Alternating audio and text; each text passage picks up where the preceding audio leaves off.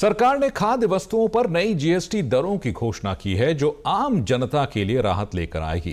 कल यानी सोमवार से नई दरें लागू हो रही हैं। यह कदम महंगाई को काबू में रखने और घरेलू बजट पर दबाव कम करने के लिए उठाया गया है। नई जीएसटी दरें आम उपयोग की वस्तुओं पर लागू होंगी और इससे रोजमर्रा की जरूरतों की लागत में कमी आएगी।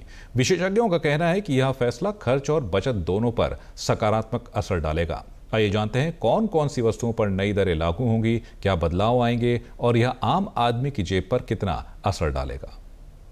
वस्तु एवं सेवा कर जीएसटी लागू होने के बाद से ही सरकार का संकल्प एक सरल और न्यायपूर्ण कर संरचना सुनिश्चित करना रहा है। इसी को ध्यान में रखते हुए अब ज्यादातर खाने पीने की चीजों को 5% या फिर 0 टैक्स स्लैब में लाया जाएगा। इससे सिस्टम आसान होगा और खर्चों से राहत मिलेगी। उदाहरण के तौर पर पराठा और रोटी जैसी पारंपरिक भारतीय रोटियों पर अब कोई टैक्स नहीं लगेगा। इन्हें आम लोगों का मुख्य भोजन मानते हुए 0 टैक्स में रखा गया है।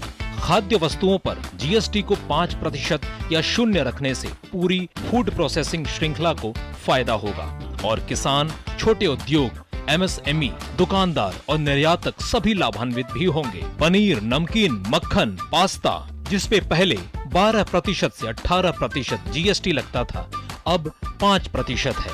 और तो और जैम, जेली, ईस्ट, भुजिया, फ्रूट पल्प व जूस जैसे सामान भी सस्ते मिलेंगे, जिसके चलते घरों में खर्च भी कम होगा। इसके अलावा दूध, सहकारी समितियों, निजी डेयरियों और किसानों की आय बढ़ेगी। साथ ही मक्खन और नमकीन जैसे उत्पादों की मांग गांवों और शहरों में बढ़ेगी, जिससे छोटे उद्योगों और स्थानीय ब्रांडों को भी प्रोत्साहन मिलेगा।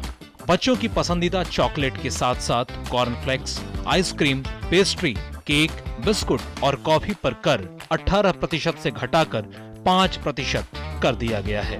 पैकेजिंग पेपर, केस और क्रेट्स पर भी कर घटाकर 5% करने से पैकेजिंग और लॉजिस्टिक्स लागत कम होगी, जिससे उपभोक्ताओं तक वस्तुएं सस्ती पहुंचेंगी और फूड प्रोसेसिंग इकाइयों को भी राहत मिलेगी। साथ ही वाणिज्यिक ट्रकों और डिलीवरी वैन पर जीएसटी 28% से घटाकर 18% कर दिया गया है। ट्रक भारत की सप्लाई चेन की रीढ़ है और लगभग 65 से 70% माल परिवहन इन्हीं के जरिए होता है। कर में कमी से ट्रकों की लागत घटेगी, जिससे परिवहन दरें कम होंगी। इसका असर कृषि उत्पादों, सीमेंट, स्टील, एफएमसीजी और ई कॉमर्स डिलीवरी तक भी पहुंचेगा, जिससे महंगाई का दबाव घटेगा।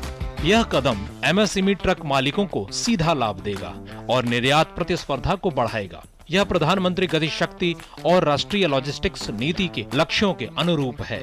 साथ ही गुड्स कैरेज के थर्ड पार्टी इंश्योरेंस पर कर 12% से घटाकर 5% किया गया है, जिससे लॉजिस्टिक्स लागत और भी कम होगी। ये जीएसटी सुधार सिर्फ टैक्स में बदलाव नहीं है, बल्कि एक बड़े विजन का हिस्सा है। इनका उद्देश्य है हर नागरिक के जीवन को आसान बनाना, युवाओं को अधिक अवसर देना और देश को एक मजबूत, आत्मनिर्भर और समावेशी विकास की राह पर आगे बढ़ाना।